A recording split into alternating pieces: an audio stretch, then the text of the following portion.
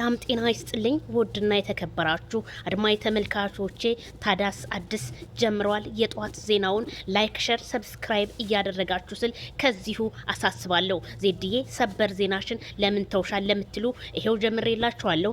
ሩታዬ ሰው አክባሪ ናት። ይቺ ዘልዛላ ነሽ የሰው ባል ካልወሰርኩ የምትዘልዛላ ነሽ ብላለች። እንግዲህ ጀሚላዬ ማለት ነው። ምክንያቱም ዛሬ ባየነው ቪዲዮ በጣም እኔ እስከ መጨረሻው ነበር ያየሁትኝ። ሩታና አቤላ እንዲሁም ቢኒዬ ባዶ ሻንጣ ይዘው ሲቀባበሉ በደረጃው ላይ እንደነበረ ቪዲዮ እንግዲህ በደንብ አይታችሁ ከሆነ ለማየት በኮመንት ላይ ፍረዱኝ እላለሁኝ። ታዲያ የብዙዎቹ ጥያቄ ሩታ እንዴት ቡታጅራ ለብቻዋ ሄደች ብሎ ቢያስደነግጠንም ሩታ ግን ወደ ቡታጅራ ወደ እናት ሀገሯ የሄደችው ለምንድን ነው? መኪናውስ የማን ነው? መኪናውማ የአብርሃም ታደሰ ነው። መኪናው ውስጥ ራሱ ያለው አብርሽ ነው። ግን ሻንጣውን ለምንድን ነው ልብስ ያላደረጉበት? ወይስ ካሜራውን ዙም አድርገውት ልብስ የሌለው መስሎን ነው?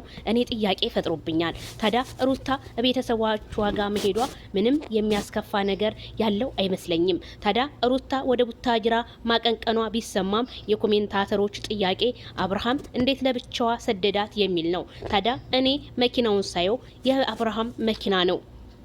እንዲሁም አቤላዬ እያለቀሰ እንደ ህፃን ልጅ፣ ሩታዬ አንገት ስር ድፍት ብሎባት፣ ቢኒዬ ደግሞ ከኋላ ቆም ብሎ እያየ እንግዲህ በቪዲዮ ላይ እያየን ነው። ታዲያ እኔ እንደውም ራሱን ይዞ አቤላዬ እንዴ ማሞተ ብዬ በጣም ደንግጬ ነበረ። ምክንያቱም ራሱን አያያዙ እንዴ የሞተ ሰው እንዳለ የሚያለቅስ ነው የሚመስለኝ እና በጣም ነው የሚገርመው፣ በጣም ነው የሚያሳዝነው። እንግዲህ ይሄ ትዳር እስከ መቼ ነው የሚለው ለእኔ ጥያቄ ቢሆንም ግን እነሱ ግን እኔ እንጃ ሩታ በዚህ ልክ እያለቀሰች ድራማ ነው ብዬ አሁን ላይ ራሴን እየጠየኩት ነው። ድራማ ነው እንዳልል እንዴት ሩታ ታለቅሳለች? ብዙ ቪዲዮዎቿ ላይ የታችሁት እንደሆነ ሩታዬ እያለቀሰች ነው። ታዲያ ይቺ ዘልዛላ የሆነች ነፂ የምትባለው ሌሊት ላይ በሰራችሁ ቪዲዮ ላይ ምንድነው ሚስጥር አወጣለሁ ትላለች ጧት ማታ። ከአብርሃም ታደሰ ልጅ ካለሽ ተናገሪ የሚል የብዙዎቹ ኮመንት ቢሆንም ግን እሷ ግን እናገራለሁ ጧት ማታ ፉከራዋ እንደቀጠለ ነው። ታዲያ አብርሃም ታደሰ በስንት አመቱ ተወልዶ በስንት አመቱ አድጎ በስንት አመቱ ተምሮ ልጅ ለመውለድ በቃ የሚለው የኔም ጥያቄ ሆነብኝ። ምክንያቱም አብርሃም ወደ ሶሻል ሚዲያ ሲመጣ ማንነቱን ከሀ እስከ በ ያሳየን። አብርሃም በጣም ከዛሬ አመታት ወይም 2 አመታት በፊት በጣም ትንሽ ልጅ ነበረ በየተንቢ ቻናል ላይ ሲቀርብ። ታዲያ አብርሃም ፍቅርን አፈቀረ፣ ነፂን፣ ሩቲን እንዲሁም ሌሎችን በማለት ብዙ ስም ቢወጣለትም ማይክል ጃክሰን ግን ዛሬም ሚዲያውን እያነጋገረው ቢገኝም ታዲያ ይቺ የነፂ ነገር መረጃ አወጣለሁ የምትለው የብዙዎቹን ልብ ጥያቄ ውስጥ ቢከተውም ነፂ ግን ወደ ቡታጅራ አቀንቅናለች። ነፂ ግን በማመኪና ነው የሄደችው የሚለው ያው ምን ጥርጥር አለው? በአብርሃም መኪና ነው የሚሆነው። ሌላ ምን አለ? መቼስ ለባስ ከፍላ አትሄድ።